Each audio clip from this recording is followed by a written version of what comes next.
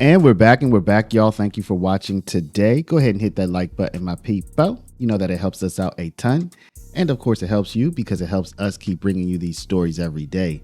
Now, y'all, you know that when it comes to the migrant crisis that the United States has seen over the past, say, 4 years plus, there are a couple of places in the country that really seem to be the centers of the crisis situations. One is Chicago, Illinois, and another is Boston, Massachusetts, and we can also say New York, probably. It's probably the biggest one, actually. Now, when it comes to Boston, the interesting thing is the mayor of Boston, Michelle Wu, has been a huge advocate for allowing people who are in the country without permission to continue in her city and to provide them services, to provide them assistance, and even to try to protect them from deportation proceedings. And the governor of Massachusetts, who we could say is above Michelle Wu, who's just the mayor of Boston, the governor, Maura Healey, she has been kind of more political about her moves. And sometimes she says, yeah, we want to protect people, we want to help people. But now she's starting to close down all of the migrant shelters.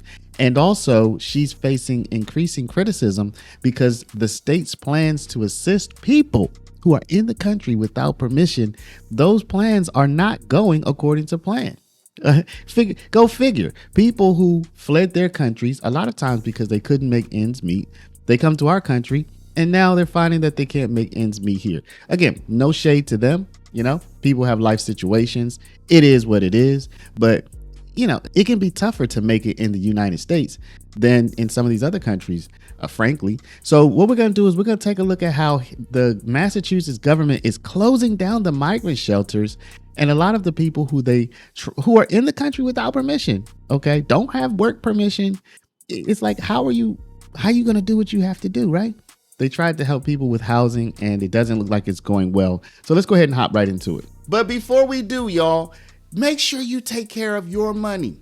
I'm not going to make this a long one, y'all. Go to Paralegold, PARALEGOLD.com or call 844-651-8334, 844-651-8334. If you have $50,000 to $100,000 or more in your retirement, protected from inflation, protected from monetary debasement, you're about to retire. Make sure your money's still there and it's still worth something by investing at least some of it in gold. Talk to our partners at Augusta Precious Metals. Go click the link now, get the free information, and protect your precious retirement. They're being ordered to move out of shelters at hotels in Massachusetts, and this is happening sooner than planned. Thanks for joining us at 5:30. I'm Emily Volz. And hello, what's good, everyone? I'm Dan Janik. Governor Maura Healey says the shelters need to close by the summer. NBC 10's Kennedy Buck spoke to town leaders about what this means for the state and the families. Massachusetts started housing migrants 3 years ago. And we were informed that over the weekend they would be moving the first set of migrants into the 2 local hotels. That was our first indication that they were coming. And they were coming in large amounts. Families began to live in hotels and motels throughout the state, including Raynham, Foxborough, Taunton, North Attleboro, and Plainville. In total, we serviced 74 families at our peak. At one point, the state shut down the use of one of the hotels and moved those people to another shelter. Although Plainville Town Administrator Brian Noble was not expecting the families to move in, he says he knew it was the right thing to do. Well, we dealt with this as a human problem and taking care of people who arrived literally with just the clothing on their back. The Comfort Inn and Suites closed as a shelter earlier this year and is now operating as a hotel. The families were all moved out in a week. As we know, we have a housing situation in Massachusetts, so finding room and affordable housing for the migrants was a challenge. And just around the corner here in North Attleboro, Best Western closed as a shelter last year. Leaders tell me they're not surprised by Governor Healey's order to have all the migrant shelters and hotels shut down by summer. About the biggest impact to the town was the loss of the hotel tax, and the state has done somewhat of a job to try to replace some of that money, but still not all of it. The next move now is finding safe and affordable housing. In Plainville, Kennedy Buck, NBC 10 News. So now this new report says Massachusetts resettled thousands of homeless families in apartments. Now some can't pay rent. Now you have to read between the lines with some of this if you know what I mean. Now here it says Nadine, a Haitian mother who immigrated to the United States in 2021, and her 4-year-old son have lived in an apartment with subsidized housing by the HomeBASE program.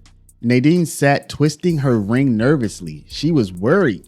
Her lease for the apartment where she and her 4-year-old son had lived for the past year was ending in August, and she had nowhere to go. Nadine has lived for a year in a Dorchester apartment subsidized by HomeBASE, a Massachusetts government-run program that has provided up to $30,000 total in housing costs to more than 5,000 families. But the money disappears quickly for HomeBASE recipients like Nadine, who use it to pay for costly moving expenses such as security deposits and furniture. With less money left over for rent, many HomeBASE families are forced to find their next housing before they have stable income or even a work permit. Nadine's funds dried up just 10 months into the possible 2-year rental subsidy. So Massachusetts is finally closing its hotel shelter system, as we saw earlier. What other housing is available for the families living there? HomeBASE had to pay a bigger share, so the money went out a lot quicker, Nadine said in a Zoom interview.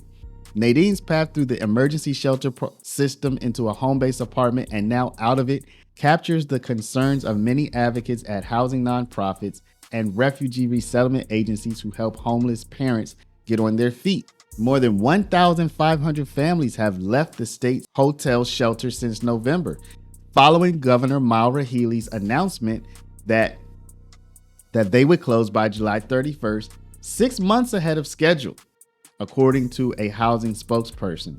So y'all, listen, you see where this is going, right? First of all, respect humans, right? Respect the human spirit, human dignity. People who want to find and make a better life for themselves, respect, right? But let's be real.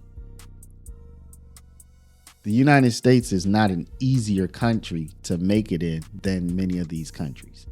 I think that's a myth. It's harder to make it in the United States. It's harder to make ends meet in the United States.